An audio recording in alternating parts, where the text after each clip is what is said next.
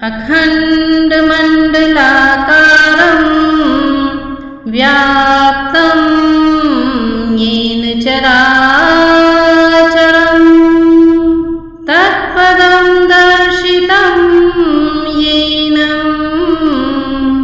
तस्मै श्री गुरुवे नमः। पिछले भाग में आपने सुना कि भगवान राम चित्रकूट से पंचवटी पहुँचते हैं और वहाँ पर वह अत्रि ऋषि के आश्रम में पहुँचते हैं और अनसुईया अत्रि ऋषि की पत्नी सीता जी को उपदेश देती हैं कि जीवन को किस तरह से जीना चाहिए। दूसरी ओर अत्रि ऋषि भगवान राम को भी उपदेश देते हैं कि उन्हें भी जीवन को किस तरह से जीना चाहिए, क्या सही है क्या गलत है। फिर वह पंचवटी में ही कुटिया बना करके रहने लगते हैं। वहाँ पर वह इंद्र कुमार जयंता को अपनी पहचान देकर उसका अहंकार तोड़ते हैं। बाद में शूर्पणखा वहाँ पर आती है और लक्ष्मण उसके नाक कान काट लेते हैं। वह अपने भाई खर, दूषण और त्रिसरा के पास जाती है और वे अपनी सारी सेना को ला करके राम के साथ युद्ध करने के लिए आते हैं और राम उनसे अकेले ही युद्ध करते हैं। वह सभी राक्षसों को मार देते हैं। वह 14 सहस्त्र राक्षस होते हैं सब मिलाकर और सारे राक्षसों का वध श्री राम कर देते हैं। और इस प्रकार यह समझ में आता है कि वह निश्चित ही भगवान विष्णु का अवतार है, क्योंकि इतने राक्षसों का अकेले वध करना असंभव था। आगे की कहानी इस प्रकार है। जब खरदूषण का हुआ रण में काम तमाम, शूर्पणखा को फिर कहाँ पल भर भी विश्राम।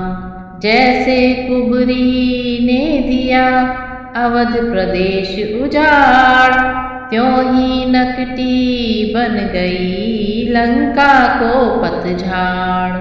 झगड़े की जड़ बढ़ गई आगे को तत्काल, दशकंधर की सभा में बोली होकर लाल। पड़ जाए इस राज पर और ताज पर खाक, तेरे होते कट गई आज बहन की नाक। भाई तो लड़के राम लखन इस दंडक वन में आए हैं, हमरा एक सीता नामी सुकुमारी नारी लाए हैं।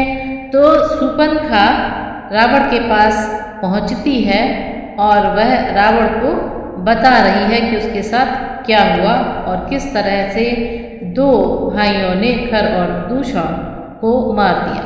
बाके हैं और लड़ाके हैं गोया शमशीर उन्हीं की हो, यों पंचवटी में रहते हैं जैसे जागीर उन्हीं की हो।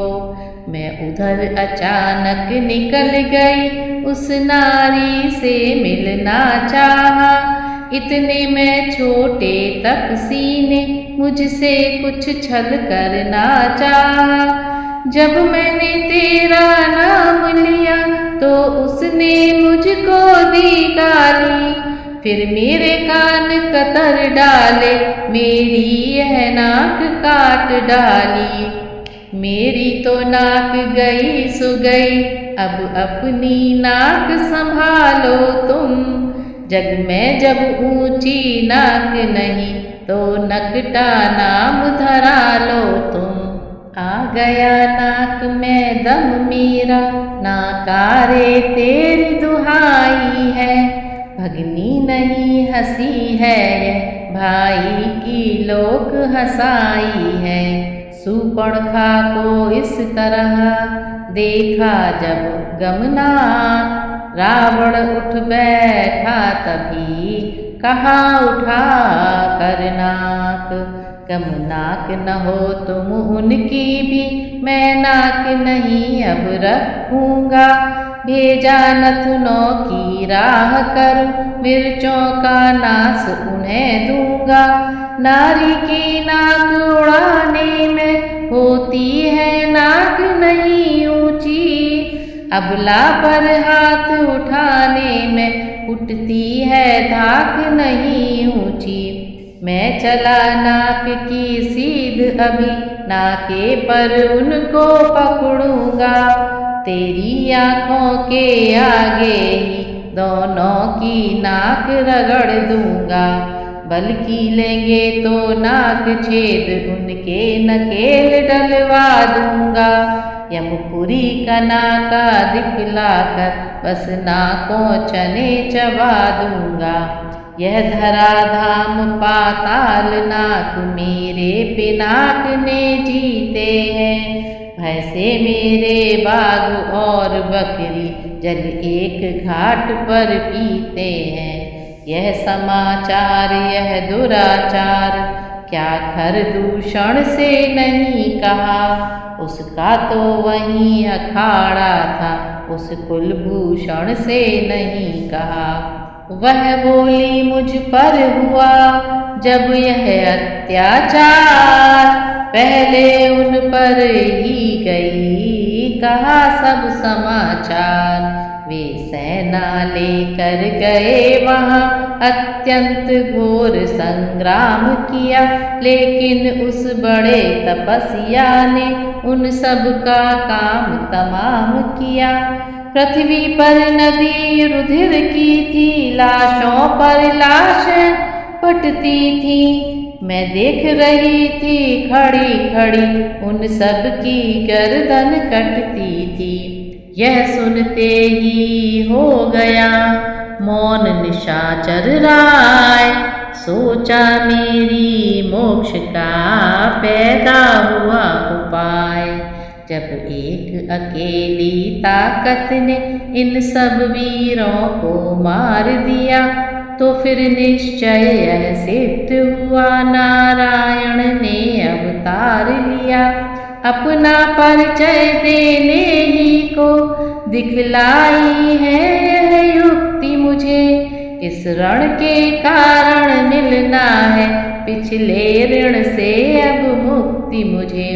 निश्चय ही वे अवतारी है तो वैर भाव ही रखूंगा।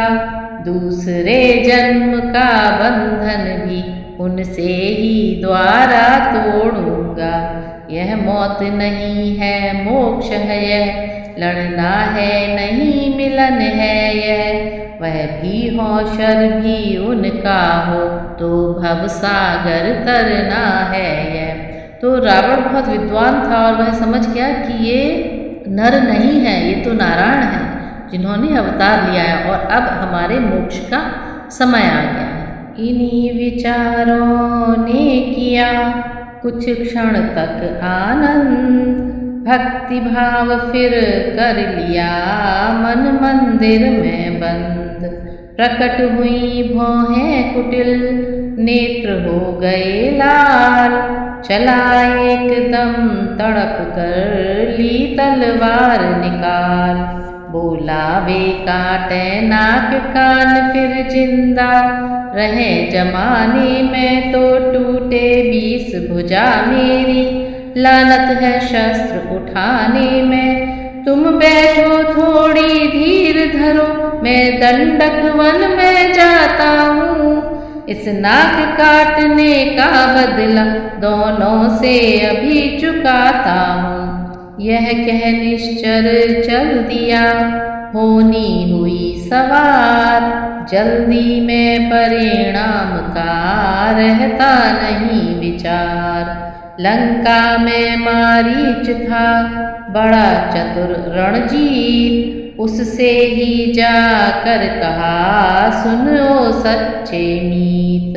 संकट में संग हो प्यारों के, अपने प्यारों का कर्म यही। न्योछावर राज मुकुट पर हो, है प्रजाजनों का धर्म यही। 2 तपसी लड़कों ने वन में यह करनी बेहुदा की है।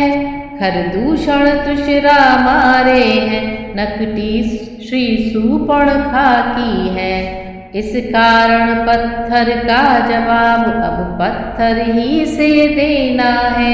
कट गई नाग भगनी की तो भार्या उनकी हर लेना है। तू चल कर माया मृग बन जा, मैं बाबा जी बन जाऊंगा। तू राम लखन को बहकाना, मैं सीता को हर लाऊंगा। यह सुनकर मारीच ने कहा कलेजा थाम, बंद करो मुँह लिया है तुमने किसका नाम। वह विश्वामित्र यज्ञ वाला अधछुटा प्राण आँखों में है। जिसने 100 योजन पर फेंका वह रामवाण आँखों में है। वह नाम कान में आते ही जूड़ी सी चढ़ती आती है।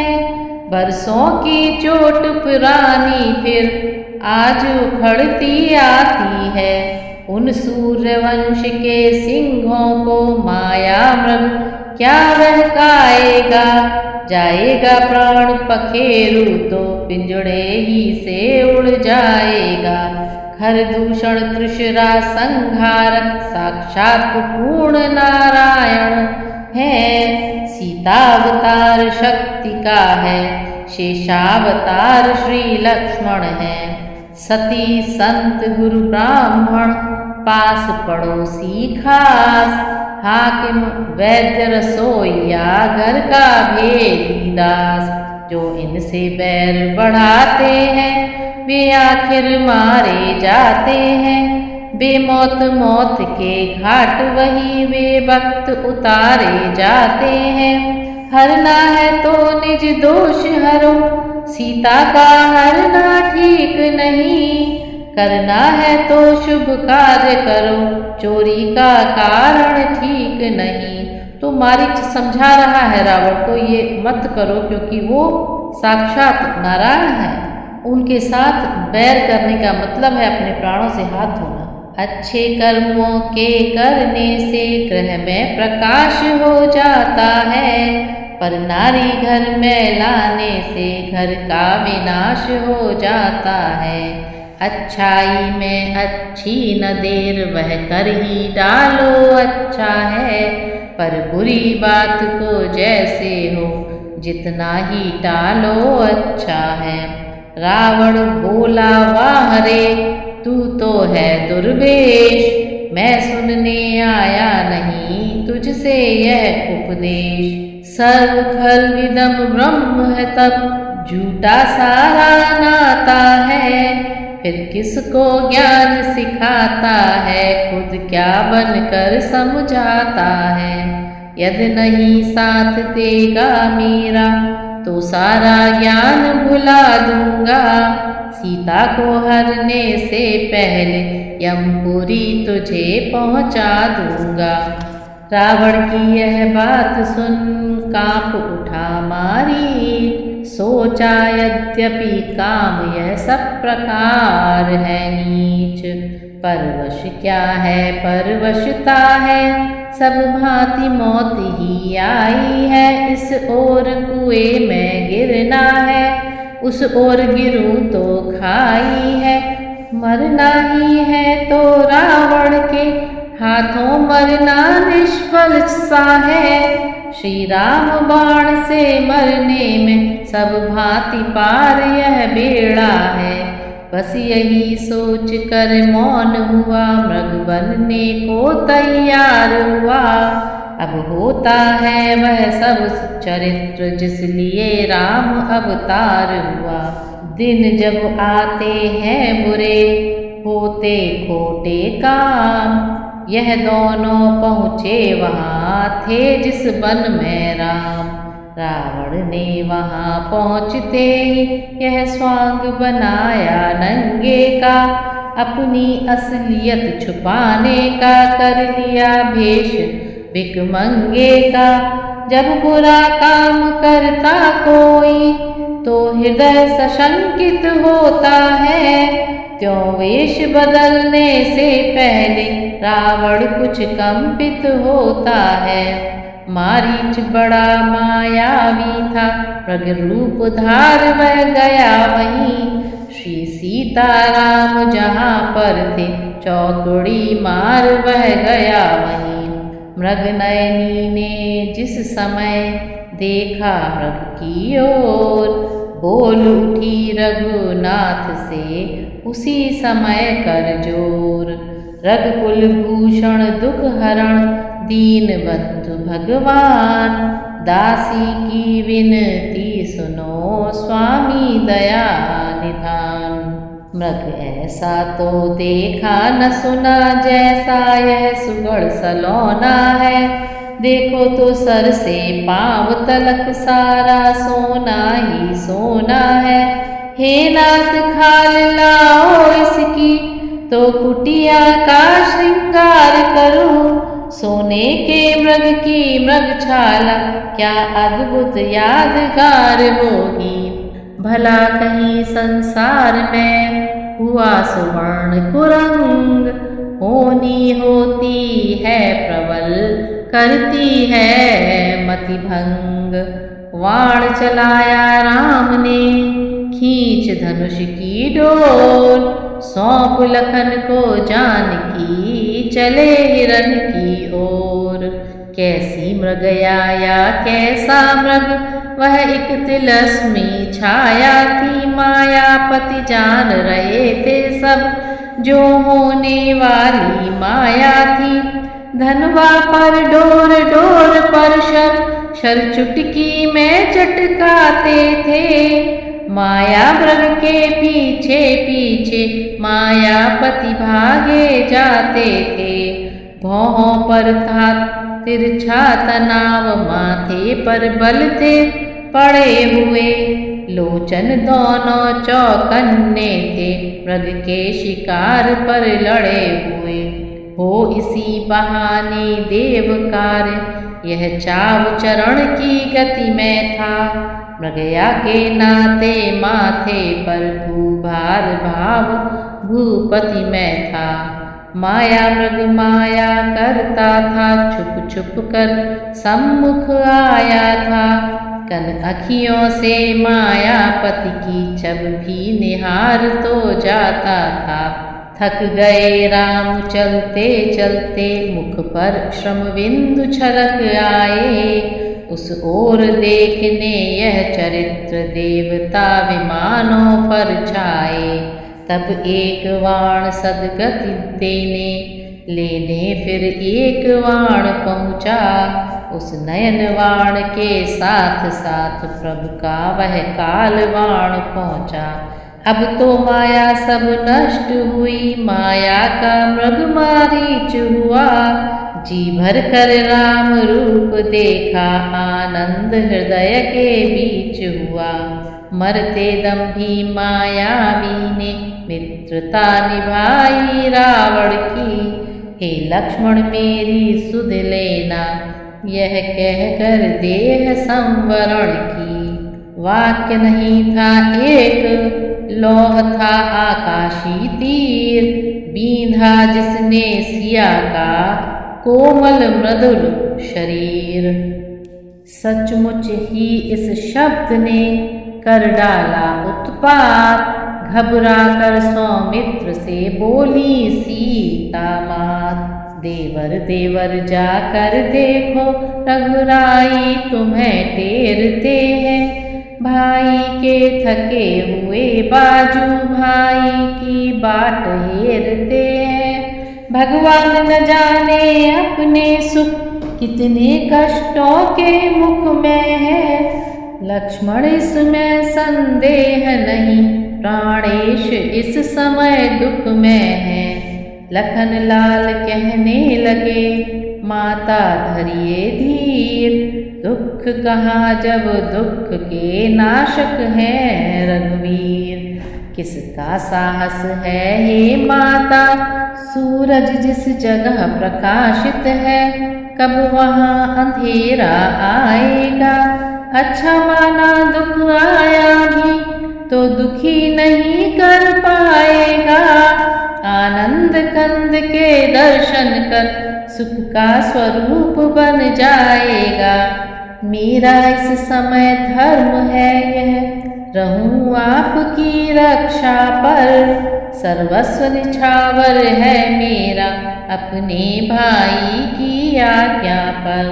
यह वन विशाल है व्याघ्र व्याल, वह चारों ओर घनेरा है। माँ तुम्हें अकेला छोड़ूं मैं, कर्तव्य नहीं यह मेरा है।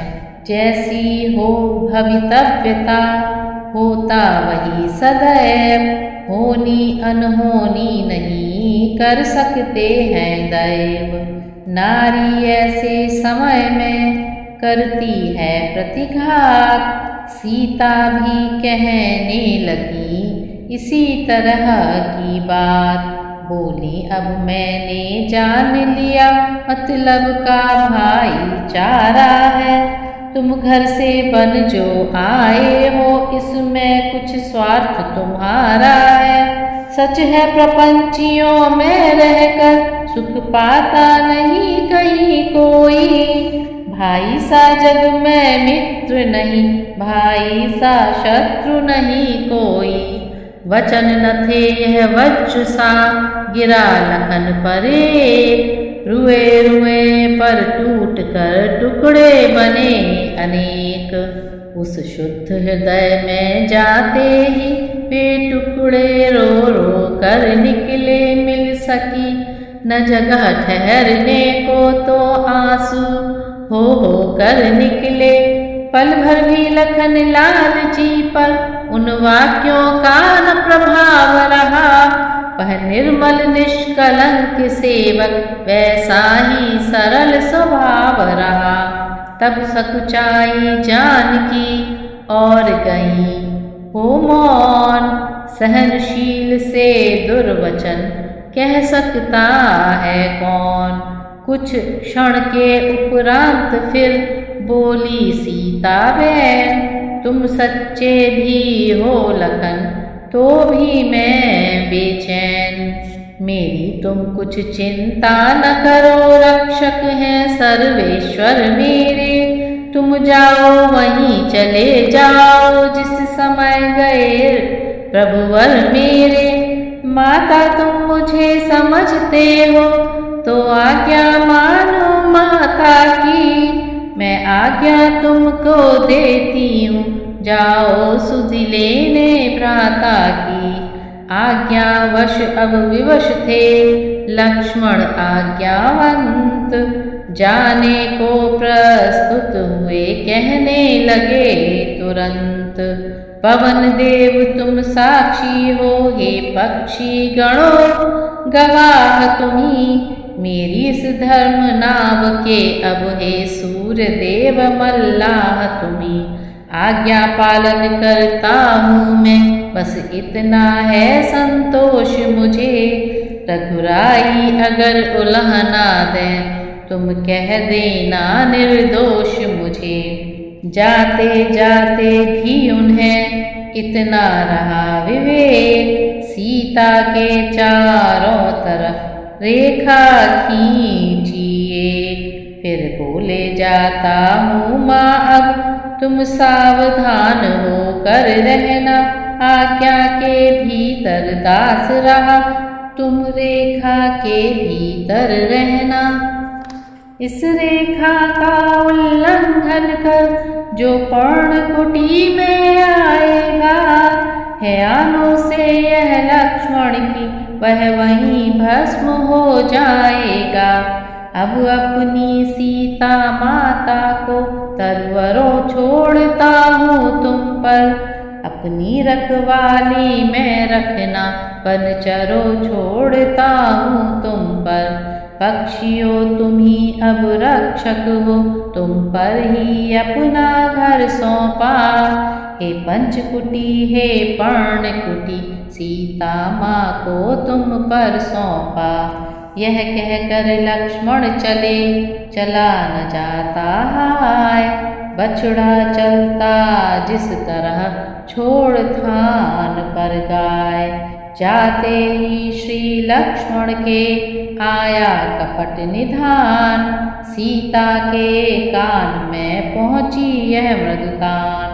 बाहर तन की शुद्धि को होता जैसे ज्ञान, भीतर मन की शुद्ध को है वैसे ही दान। सीता की आँखों ने देखा वह बूढ़ा सा जोगी आता है। आवाज उसी जोगी की है, वह ही जोगी कुछ गाता है। एक तारा भी है हाथों में, बस उसे बजाता आता है। मीठी मीठी लयकारी में यह सदा लगाता आता है। इसी तरह गाता हुआ चारों ओर निहार, सीता से कहने लगा दोनों हाथ पसार। हे माई मुझको भिक्षा दो, मर्तबा रहे आला तेरा। भगवान तुझे जीता रखे, हो सदा बोल बाला तेरा। तू दूधोन्या तू पूतों फल, तू दिन पर दिन बढ़ भागिनी हो। भूखे को थोड़ा भोजन दे, देवी तू अटल सुहागिन हो। मांग रहा है द्वार पर भिक्षा अतिथि अनाथ, गृह लक्ष्मी लौटाल दे कैसे खाली हाथ। मध्याह्न काल के भोजन को कुछ फल कुटिया में रखे थे, लेकिन इस मृग के झंझट में अब तक न किसी ने चखे थे। अपने खाने का सोच नहीं, यदि है तो सोच भिखारी का। अच्छा हो चाहे बुरा किंतु मुश्किल है धर्म गृहस्थी का। उस रेखा के भीतर ही से बोली लो जोगी बाबा लो। कुटिया में जो फल हाजिर हैं वह देती हूँ, लो भिक्षा लो। दो इतना आशीर्वाद हमें, उद्देश्य हमारा नष्ट न हो। आए शिकार से कुशल सहित, स्वामी को कोई कष्ट न हो। भिक्षा लेने के लिए आगे बढ़ा फकीर, ठहर गया जब बीच में देखी एक लकीर। इतने में यह मालूम हुआ वह रेखा रंग बदलती है। जब आगे पाँव बढ़ाया तो देखा ज्वाला सी जलती है। सोचा यह कोई माया है या तेज किसी योगी का है, अथवा सीता है महाशक्ति, सत इसी महान सती का है। रेखा उल्लंघन करता है तो निश्चय अभी मरण तेरा। कैसा सीता का हरण यहाँ होता है प्राण हरण तेरा। तो रावण सीता जी के पास आता है एक साधु का वेश बना करके उसको चुराने के लिए। और जब वह उस रेखा को देखता है जो लक्ष्मण जी ने खींची है तो वह समझ जाता है कि यह या तो किसी तपस्वी का तप का प्रभाव है या सीता जी के खुद के तप का प्रभाव है, क्योंकि वह भी शक्ति हैं। तो वह सीता जी से बोलता है कि वह उस रेखा के बाहर आकर के भिक्षा दे। यह सोच समझ हट कर बोला रेखा से बाहर आ माई। जोगी लेते हैं नहीं कभी इस तरह बंधी भिक्षा माई। सीता ने कहा क्षमा करिए रेखा यह छूट नहीं सकती। यह आन लखन देवर की है जो मुझसे टूट नहीं सकती। वह बोला तोड़ो नहीं तुम देवर जी की आन, बाबा भी लेगा नहीं इस प्रकार का दान। सीता ने सोचा अगर दिया न इसको दान, गृहस्थियों के धर्म का होता है अपमान। देवर का आन रहे न रहे, रखूंगी धर्म गृहस्थी का। अब मैं रेखा का ध्यान छोड़ करती हूँ कर्म गृहस्थी का। देखो क्या ऊंचा व्रत है यह, कितना यह भाव विलक्षण है। इस सिया हरण की लीला में आतिथ्य दान ही कारण है। भूली उस कर्तव्य में सीता इतना ज्ञान। पहले जांचे पात्र को फिर दे उसको दान। रेखा के बाहर आते ही उस जोगी ने बाना बदला। रावण रावण हो गया वहीं जब ठाट फकीराना बदला। बोला सीता हो सावधान, अब तू मेरे पंजे में है। मैं लंका का पति रावण हूँ तो रावण के कब्जे में हूँ। यह सुनकर तत्काल ही सिया हुई बेहाल। लेकिन संभली उसी क्षण बोली हो कर लाल। ओ दुष्ट खड़ाय रह खबरदार, स्वामी अब आने वाले हैं। जो धनुष तोड़ कर लाए हैं वे ही मेरे रखवाले हैं। अब तक मैं उस रेखा में थी, अब मैं सत की रेखा में हूँ। अब लाऊं पर इतना बल है, पतिव्रत की मैं रेखा में हूँ। तू क्या संसार अगर आए तो भी बल तोड़ नहीं सकता। सतवंती के सत के आगे ब्रह्मा भी बोल नहीं सकता। दानी के बटुए की समता करती झोली भिखमंगे की। सूरज के पास पहुँच जाऊं इच्छा यह नीच पतंगे की। रावण लज्जित हो गया सुनकर ऐसे बैन। अंधकार में एकदम खुले हृदय के नैन। देखा उसने इस समय एक अपूर्व प्रकाश। नया विश्व पृथ्वी नई, नया स्वर्ग आकाश। मानो नवीन घन मंडल सा संपूर्ण सृष्टि के ऊपर है। उसमें ज्योतिर्मय मूर्ति एक सोने के सिंहासन पर है रोम रोम में तारागण। चंद्रमा सूर्य भ्रकुटी में है चारों दिशा भुजा चारों। सब उदय अस्त चुटकी में है। अब जिधर देखता है रावण वह मूर्ति उधर ही रहती है। मानो रावण के कानों में वह मूर्ति भी यह नहीं कहती है। दानी के बटुए की समता करती झोली भिखमंगे की। सूरज के पास पहुँच जाऊं इच्छा यह नीच पतंगे की। अब रावण के हृदय को हुआ पूर्ण विश्राम। मन ही मन में सिया को उसने किया प्रणाम। तो रावण भी पहचान जाता है कि सीता शक्ति का अवतार है और वह सीता जी को प्रणाम करता है। इसके उपरांत हुआ वही जो होनहार दिखलाता था। रावण के रथ पर सीता थी, रथ लंका नगरी जाता था। रथ ज्यों ज्यों आगे बढ़ता था त्यों त्यों सीता चिल्लाती थी।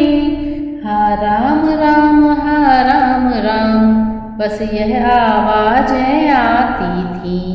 देखा गीध जटायु ने जब यह अत्याचार, सहन न वह भी कर सका ऐसा हाहाकार। वैदेही की जब सुनी करुणा भरी पुकार, हुआ दया का निर्दयी खग में भी संचार। बलिदान आज होगा मेरा यह उसको पहले सूझ गया, फिर भी उपकार हेतु मरने राक्षस से जाकर जूझ गया। तन से मन से सेवा व्रत में बलिहारी हो तो ऐसा हो, हे नरो गीत से शिक्षा लो, उपकारी हो तो ऐसा हो। चोरी जब पकड़ी जाती है तो चोर जरा घबराता है, त्यों ही लड़ता तो है रावण, पर कुछ कुछ डरता जाता है। बस इसी दांव पर पक्षी ने नीचा दिखलाया रावण को, पैनी चोंचों से कई बार अधमरा बनाया रावण को। सीता की ओर देख लेता जिस समय गीध कुछ थकता था, पर गीध गीध ही था कब तक राक्षस से वह लड़ सकता था। रावण ने जब पर काटे तो परवश हो चकनाचूर हुआ, पक्षी के नीचे गिरते ही रथ दंडक वन से दूर हुआ। इधर अधमरा गीध भी कहता था हा राम, उधर जानकी भी वही टेर रही थी नाम। विरहा नल से जलते तन को आंसुओं से ठंडा करती थी, हा राम राम कहती जाती आभूषण वस्त्र फेंकती थी।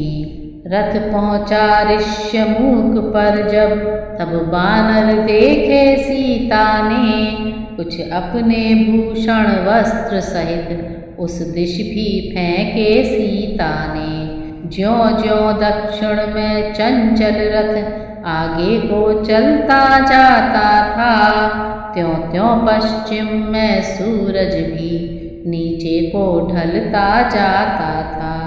आखिर दिन मुदते मुदते ही लंका में वह रथ जा पहुँचा, परमारथ को संग लिए हुए अपने घर स्वारथ जा पहुँचा। ले जाने लगा महल में जब रावण रघुकुल की महिला को, नलकूबर का आ गया याद उस समय शाप उस योद्धा को। तो रावण को एक शाप था कि यदि वह किसी पराई स्त्री को उसकी इच्छा के विरुद्ध अपने राजमहल में लाएगा तो उसकी मृत्यु हो जाएगी, रावण की मृत्यु हो जाएगी। इसलिए वह सीता जी को अशोक वाटिका में रखता है। यदि किसी सती को बर आई महलों में अपने लाएगा, तो उसी समय मस्तक तेरा टुकड़े टुकड़े हो जाएगा। इस भय से सोचा काम नहीं, ऊंची ऊंची अटारिका में है उचित ठिकाना सीता को, कुछ दिनों अशोक वाटिका में। बस वही हुआ जो लिखा है श्री वाल्मीकि ने श्लोकों में। शोकों से भरी हुई सीता ठहराई गई अशोकों में। देवी अशोक वन में पहुँची, सूरज पश्चिम में जा पहुँचा। जगदम्बा का पहरा देने चंद्रमा सामने आ पहुँचा। विधि की आज्ञा से इंद्रदेव बिरहन को धीरज बंधा गए।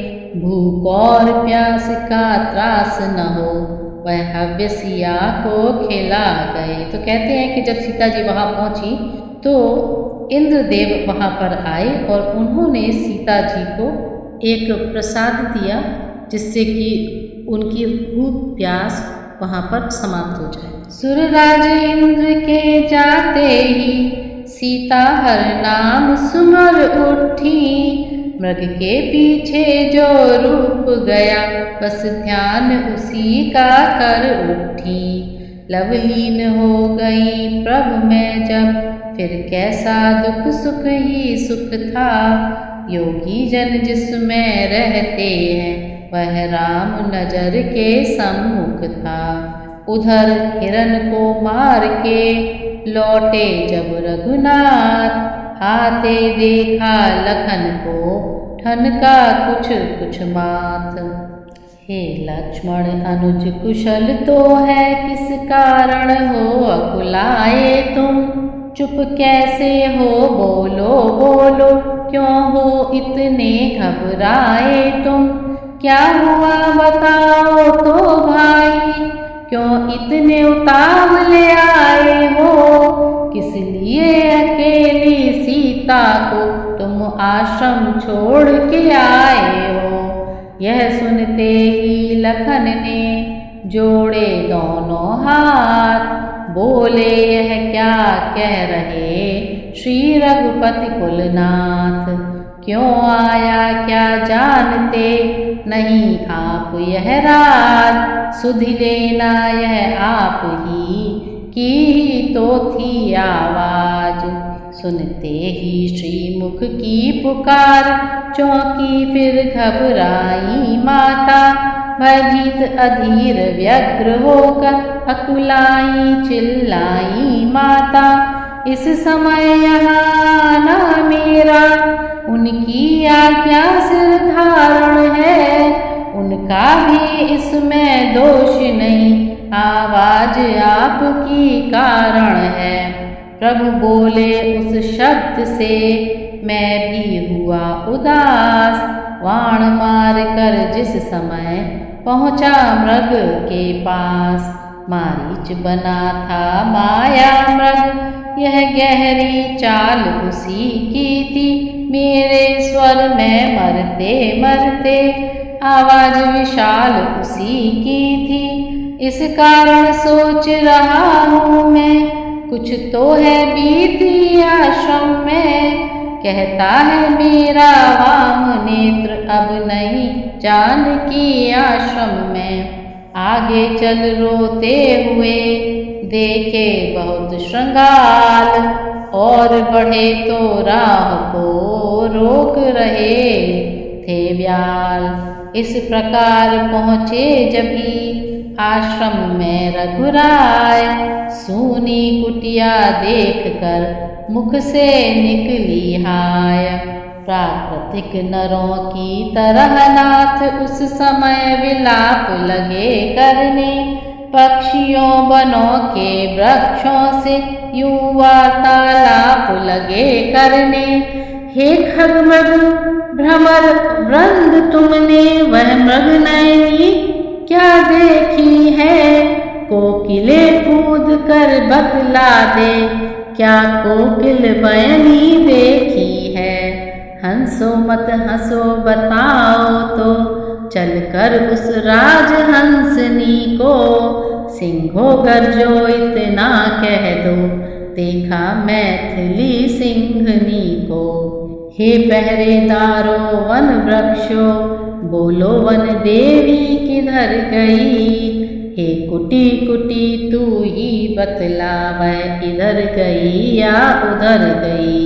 हे प्रकृति बता चंद्रानन की, किस ओर किशोर चकोर गई? मुझ पत्नी व्रत वाले पति की, वह पते व्रता किस ओर गई? किस प्रकार हो सर्वज्ञ अज्ञ, सीता को आज खोजते थे। वन वन में उस बनवासिनी को, विरही की भांति टेरते थे। यह वियोग लीला निरख, सुनकर विरह विलाप, याद आ गया इंद्र को नारद जी का शाप। आश्चर्यपूर्ण आँखों से सुर यह अद्भुत चरित देखते थे हम, भ्रम में कहीं न पड़ जाए यह बारंबार सोचते थे। कहते थे प्रकृति खिलाड़ी प्रभु, क्या करुणा खेल रचाते हैं। जग नाटकशाला में आकर नट जैसा नाटक करते हैं। विरहातुर विरही के समान परिपूर्ण अभिनय करते हैं। सब घट के पट की जान रहे, फिर भी घूंघट में छिपते हैं। ऐसे विचार दृढ़ रख रख कर सुरमंडल इन्हें निरखता था। माया समेत है राम धन्य, यह बारंबार कह रहा था। चलते चलते उस जगह पहुँच गए सुरधाम, जहाँ अधमरा गीध वह कहता था राम। उन्मुदती आँखों के आगे वे दया भरी आँखें पहुँची, अधमरे गीध के कंधों पर वे बड़ी बड़ी बाहें पहुँची यह वाणी प्रेम भरी मरने वाले के कानों में। हे परोपकारी बोल बोल, किसने पीड़ा दी प्राणों में। आँखें खोली सामने देखे शोभा धाम, लेकर आँखों में किया आँखें मूंद प्रणाम। फिर आँखें मूंदे ही बोला, इन बाहों में विशालता है कौन इन्हें जो कंधे रख मुझ मरते को संभालता है। कोई भी हो मैं कहता हूँ, हट जाओ मुझको मरने दो। राम मंत्र है माता का, आराधन उसका करने दो। गदगद हो प्रभु कह उठे, मैं ही हूँ वह राम। गीधराज देखो तुम्हें करता राम प्रणाम। यह सुनते ही फिर खुले भक्तराज के नैन, टूटे फूटे वाक्य में लगा बोलने बैन। हा राम एक राक्षण दक्षिण, हा राम ले चला था उनको।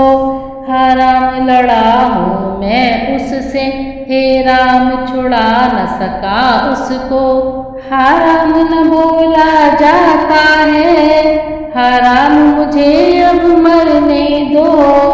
हा राम सामने आ जाओ, हा राम ये रूप निरखने दो। रोते रोते भक्त से लिपटे दीन दयाल, लिटा लिया अब गोद में गीधराज तत्काल।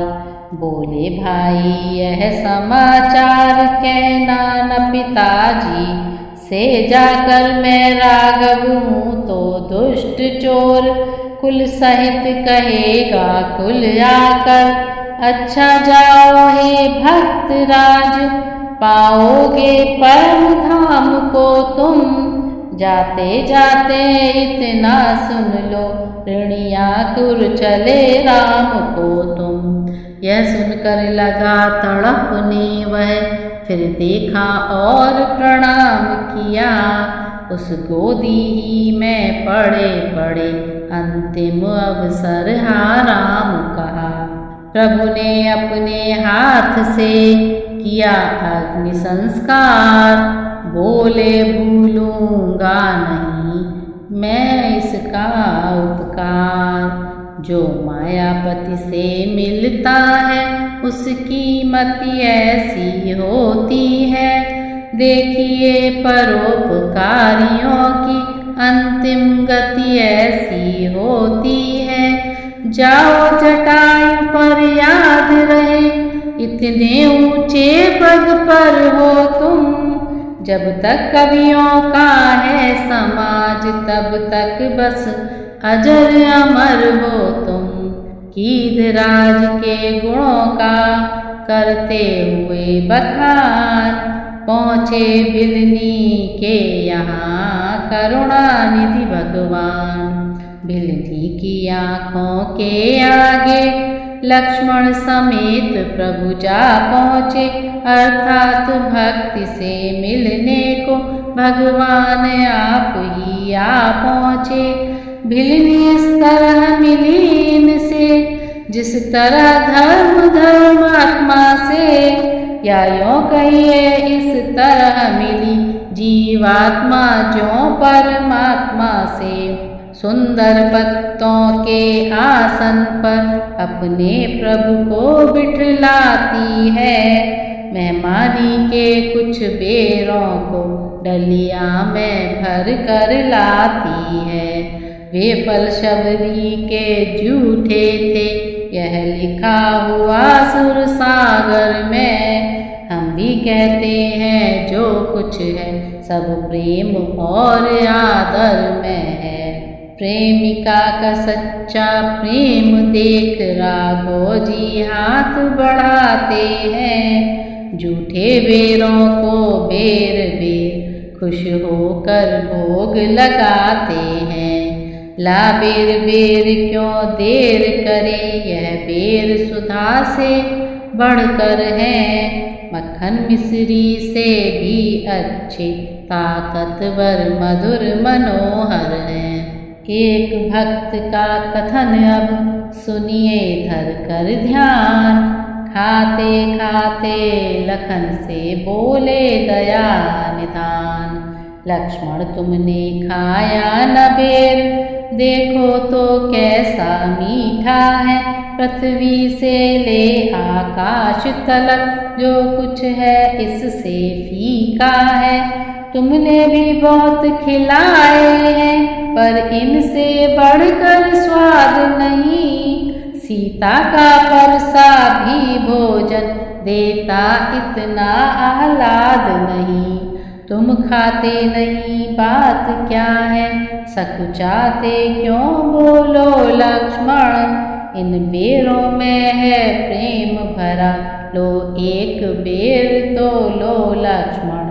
लक्ष्मण ने ले लिया तो डलिया में का बेर, किंतु गुप्त रख राम से पीछे फेंका बेर। कर तो डाला यह कार्य मगर मन में कुछ खटका बना रहा। अंतर्यामी की आँखों से यह भेद भला कब छुपा रहा। यह कथा अगाड़ी आएगी, द्रोणागिरि जाकर गिरा वहीं। श्री रघुराय की इच्छा से औषध संजीवनी बना वही। जिस समय लखन के शक्ति लगी, श्री हनुमान वहलाए थे। तब इसी बेर की बूटी ने लक्ष्मण के प्राण बचाए थे। जो कुछ हो यही कहेंगे हम, यह भाव यहाँ का ऊँचा है। लेखनी हमारी नीची है, भक्तों का दर्जा ऊँचा है। उधर राम ने भी कहा स्नेह का स्वाद, पराभक्ति में रही है अब किसकी मर्याद। भिलनी तू सच्ची भक्तिन है, भक्तों में नहीं झमेला है। क्या खान पान की बात यहाँ, यह भक्ति मार्ग अलबेला है। हाँ ब्रह्म ज्ञान भी अच्छा है, लेकिन खाने की धारा है। मैं अपने मन की कहता हूँ, मुझको तो प्रेमी प्यारा है। यह सुनकर भीलनी को हुआ परम आनंद। उधर पुकारे देवता जयति सच्चिदानंद। तनिक देर पश्चात फिर बोले प्रभु यह बात। प्रेमिन बतलाना हमें यदि तुमको कुछ ज्ञात।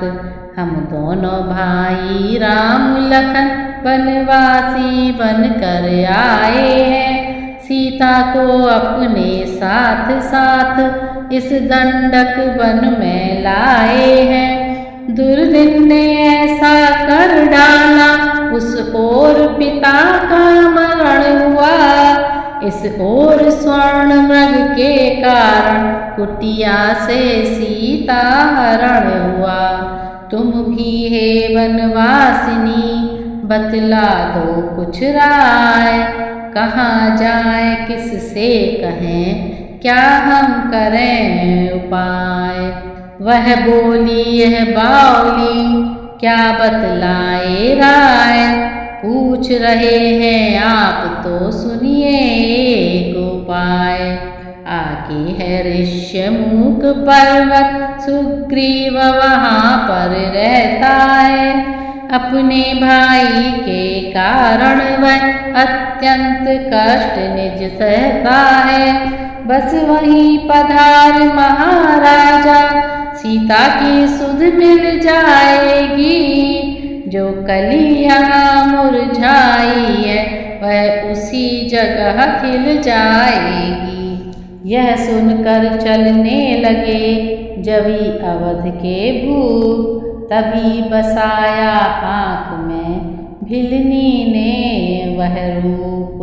ज्यों ही प्रेमिन के इष्ट देव उस पूर्ण निकेतन से निकले, त्यों ही प्रेमिन के प्राण इधर उसके नश्वर तन से निकले। जिस अगम धाम पर गमन नहीं, ऋषि मुनि की बड़ी शक्ति का है। जाती है उसी धाम भिलनी, फल यही अनन्य भक्ति का है। इस प्रकार जब रामचंद्र जी ऋष्यमूक पर्वत की तरफ चलते हैं, भीलनी अपने प्राण त्याग। आगे की कहानी राम और सुग्रीव की मित्रता की कहानी।